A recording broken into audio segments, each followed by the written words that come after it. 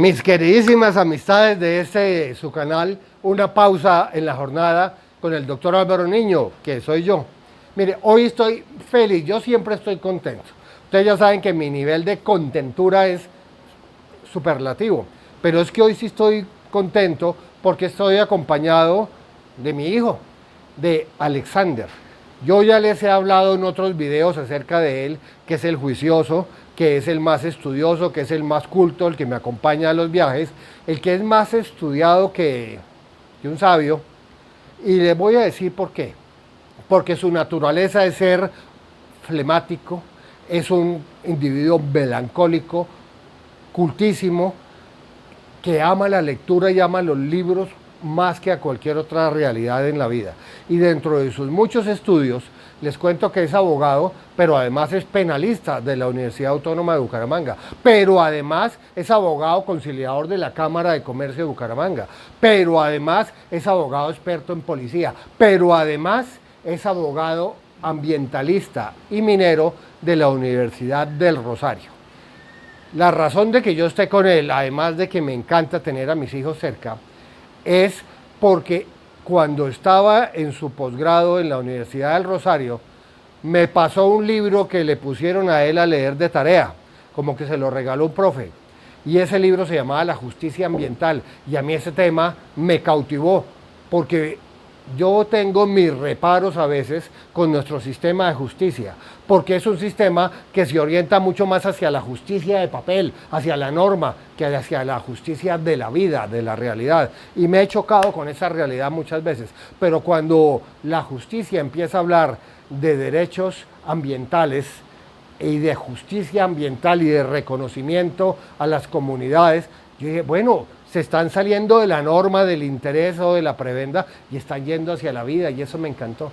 Yo les quiero dejar un momento con Alex para que les cuente cuál fue el origen de este término de justicia ambiental, quién le enseñó eso y de dónde salió. Alejito, el micrófono es tuyo, hijo.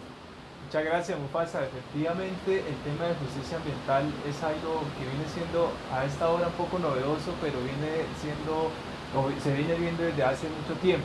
La justicia ambiental no es nada más que darle un tratamiento por igual a todas las personas, pero vemos que es un tema que no se está desarrollando de esa manera, porque quienes tienen justicia ambiental son las personas, digamos, que tienen más recursos. ¿Por qué?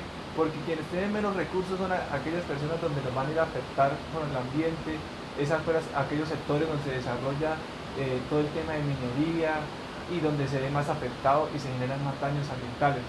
De acuerdo pues con el libro que me regaló el profesor Gregorio Mesa, doctor en temas ambientales, un experto, yo se lo regalé a Mufasa para que desarrollara ese concepto un poquito más amplio, y quisiera que me contara a propósito en este momento para él qué es la justicia ambiental y si él considera que la justicia ambiental se da de manera igualitaria o hay alguna discriminación dentro de la sociedad en este tema. Gracias, Invita. Él me dice Mufasa desde hace muchos años. Pues sí, Rey León, a mí me gusta esa cosa. Pues sí, yo aprendí algo, yo no tenía idea de eso, pero cuando él estaba en su especialización, les voy a contar una infidencia. Cuando tenía clases los sábados en la mañana, yo me colaba en el salón. Me colaba porque a mí el tema me importa mucho. Incluso alguna vez metí la pata de una forma como no la había metido hacía muchos años. ¿Quieres que le cuente la anécdota? Yo me puse a hablar bocón acerca de que había un país que tenía un presidente que me gustaba, que me parecía interesante, pero es un país que solo tiene 4 millones de habitantes, pero 14 millones de cabezas de ganado y muchas más de ovejas, y que esos rumiantes están botando metano con sus peditos y sus eructos toda la noche, porque tragan y tragan, y para poder tener pastizales para esa cantidad de animales, pues acabaron los bosques. Entonces es un país que es modelo de desarrollo en algunos aspectos, modelo de civilización y de tolerancia, pero que es un gran contaminador al ambiente, porque el metano es un gas 23 veces más poderoso como gas de efecto invernadero que el CO2. Les cuento que yo nunca en mi vida he estado en el Uruguay y no conocía a nadie que fuera de Uruguay. Y cuando me siento, se para una señora, una doctora muy elegante, muy digna, y me dice, che, yo soy uruguaya, y tiene razón, esa es la realidad. Yo casi me muero. Por sapo, a mí quién me pone a poner ejemplos con nombres propios. Aprendí la lección. Aprendí la lección, la señora aparentemente no se molestó, pero me quedó sonando porque era el tema de la justicia ambiental.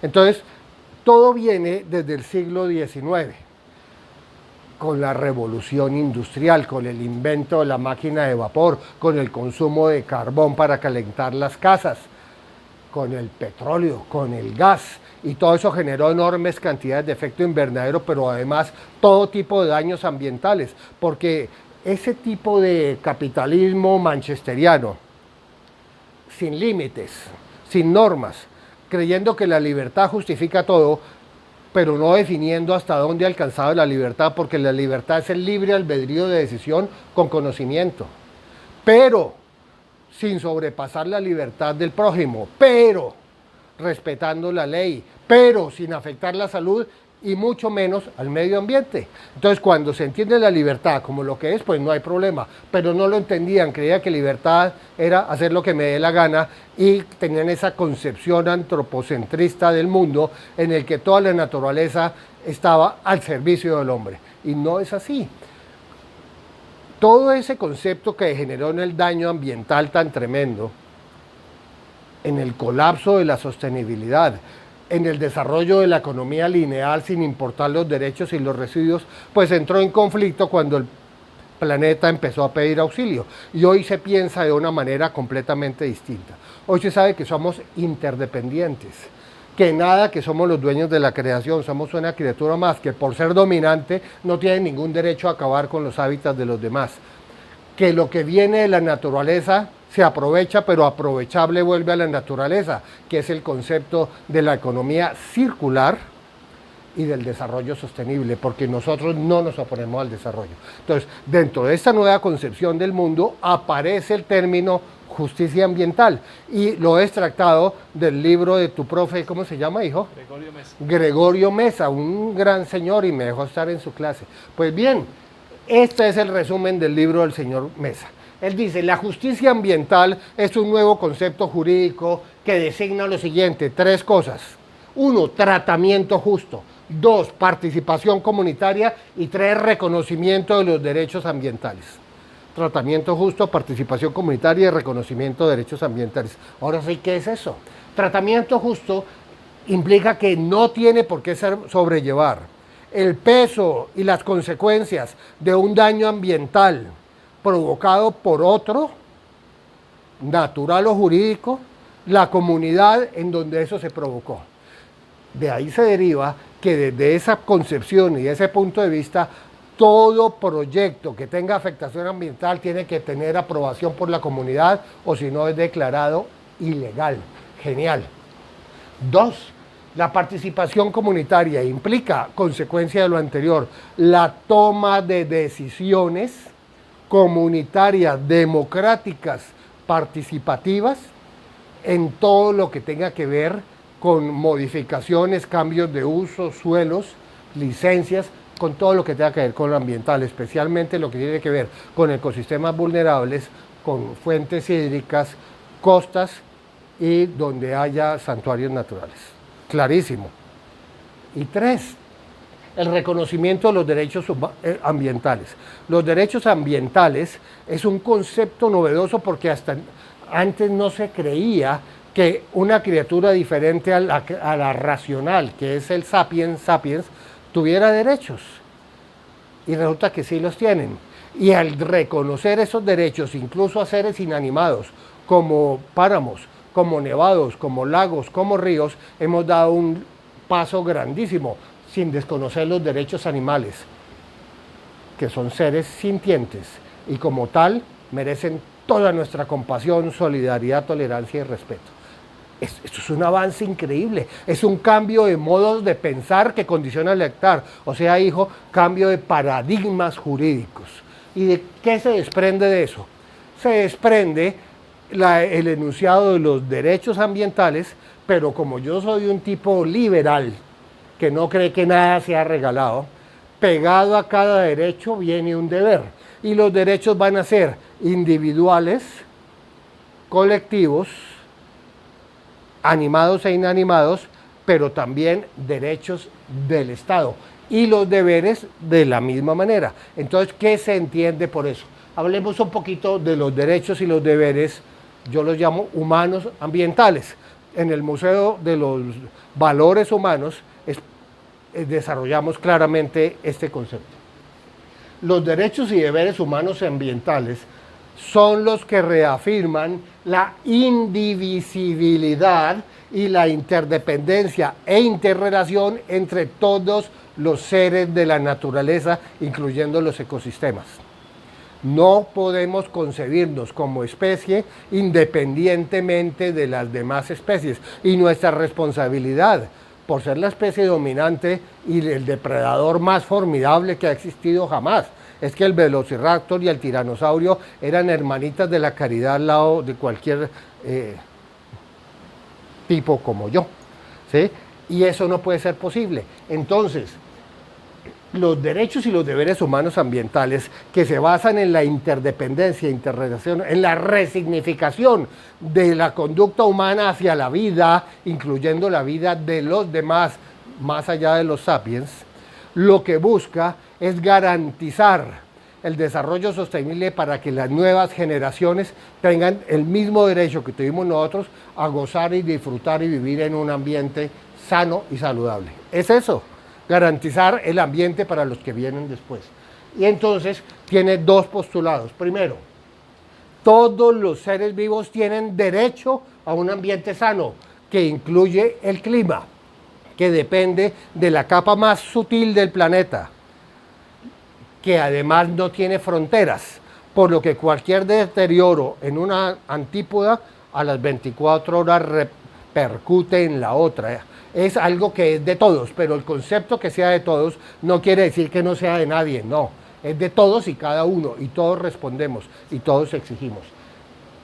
Y dos, todos los seres humanos, y esta me encanta, me fascina, le da sentido a toda esta carreta del Museo Comunitario Ambiental de Florida Blanca, óiganla bien, todos los seres humanos tienen derecho a la educación ambiental, porque la educación ambiental es la única estrategia probadamente válida, de acuerdo a la ONU, para mitigar y adaptarnos a los efectos del cambio climático, que ya es una crisis con visos de catástrofe climática a 10 y 15 años. Entonces, la educación ambiental es un derecho, y ese derecho lo que busca es brindarnos la herramienta para sobrevivir a esta catástrofe a la que nosotros mismos nos hemos llevado, para que podamos ejercer el derecho de todos los seres vivos a tener un ambiente sano, y ahí el concepto se redondea. Pero como les dije, que al lado de cada derecho vienen los deberes, bueno, que es la partecita que me toca y que te toca a ti, hijo mío.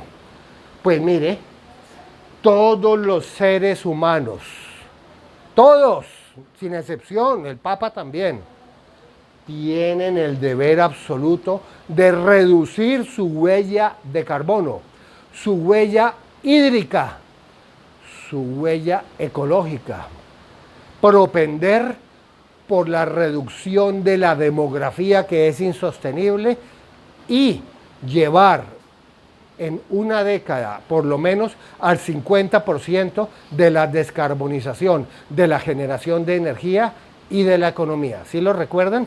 Tenemos el deber de reducir huella de carbono, la cantidad de carbono que se emite por nuestro estilo de vida, desde bañarnos con agua caliente, prender el carro o la moto, encender el celular, la cocina, la luz, la oficina, el ascensor, el vehículo en que nos transportamos y todos los gustos que nos queramos dar, el secador de pelo. Para que esa vaina funcione, incluyendo el internet y las redes sociales, se necesitan enormes cantidades de energía, y la mayoría de países que no tienen la orografía y la hidrografía que tenemos nosotros, que nos permite tener presas, obtienen su energía de plantas térmicas que utilizan carbón, y algunos pocos de energía atómica que genera residuos peligrosos. Entonces, ese es nuestro deber, y es un deber tremendo, y es ineludible y es a corto plazo. Pero el Estado también tiene un deber. El Estado está en la obligación. ¿Saben qué es el Estado? Es la nación más la normatividad, es decir, la constitución, los códigos y las leyes. ¿Y qué es la nación? El territorio y la población. O sea, el Estado venimos a hacer todos, pero con el ordenamiento jurídico. Tiene la obligación ineludible de desarrollar políticas ambientales que lleven a la sostenibilidad, a la descarbonización de la economía, a la reducción de la huella de carbono hídrica, demográfica, para poder garantizar desarrollo sostenible que solo será posible en economía circular. Y recuerden esto, lo que viene aprovechable, hijo mío, de la naturaleza, se aprovecha, pero aprovechable se devuelve la naturaleza, porque yo en este momento estoy pensando en tus hijos. Los míos, pues como lo pueden ver, ya están re grandes, pero él también tiene derecho a tenerlos, y esos bebés, que ojalá salgan así de altos, también van a necesitar y tienen derecho a un ambiente limpio y saludable, a disfrutar de los monos aulladores, de la rana pristimantis y de todos esos duendes maravillosos que rodean al Museo Comunitario Ambiental de Florida Blanca, hijo, nuestro MUCAF. Aquí entre nos, él fue el primer presidente de la Fundación Pristimantis, que es la fundación, la ONG sin ánimo de lucro, que ha sacado adelante este proyecto de educación ambiental. Pues felicitaciones, que vuelvas. Sí, la verdad que sí, estoy muy contento de estar acá. Y para adicionar algo que es muy importante tener en cuenta, y es un principio que es el que contamina paga.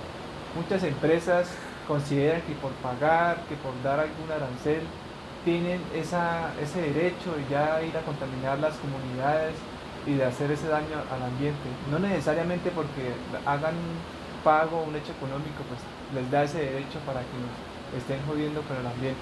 Hay que tener cuidado y más que preservar nuestros ecosistemas, sino simplemente llegar a monetizar todos estos recursos a la hora de que pues, van a terminar jodiendo y contaminando cada vez más. Bien dicho, hijo, que no nos jodan, no nos jodan el ambiente, pero nosotros también lo estamos jodiendo. ¿Hace cuánto que usted no limpia su correo electrónico y las redes sociales de toda la basura acumulada ahí? ¿Sabe usted que para mantener encendidos los servidores y además los aires acondicionados de esas enormes centrales donde se almacena todo esto, pero además para recargar su computador y su celular, para guardar seguro fotos de un paseo de hace 15 años con gente que ya no se acuerda, se necesita el equivalente al producido de 10 plantas termonucleares? Es decir, el Internet consume lo de 10 ciudades capitales del mundo. Por favor, vaya, limpie eso. Baje la huella de carbono. ¿No sabe qué es la huella de carbono? Métase a internet, ponga test de la huella de carbono y hágalo. Y usted se va a desmayar. Le cuento que yo la primera vez que lo hice me sentí el tipo más sucio del mundo. Y eso que no fumo. Bueno, era todo lo que les quería decir. Si les gustó, ya saben, suscríbanse. Mire, ustedes no tienen que hacer nada, solo van donde es suscribir y clic. Y si les gusta más, pongan un like. ¿Por qué? Porque cuando yo llegué a 10,000 suscriptores, el señor Google, que es el papá de YouTube, me va a profesionalizar. Ellos tienen un programa para hacerlo y yo quiero que estos videos sean excelentes, de categoría mundial. Y quién quita que de pronto hasta me motive a aprender inglés, hijo, ya se nos ha olvidado. Y pues habrían videos bilingües. Pues eso es lo que les quiero decir. Que sean felices. Hasta luego. Chao.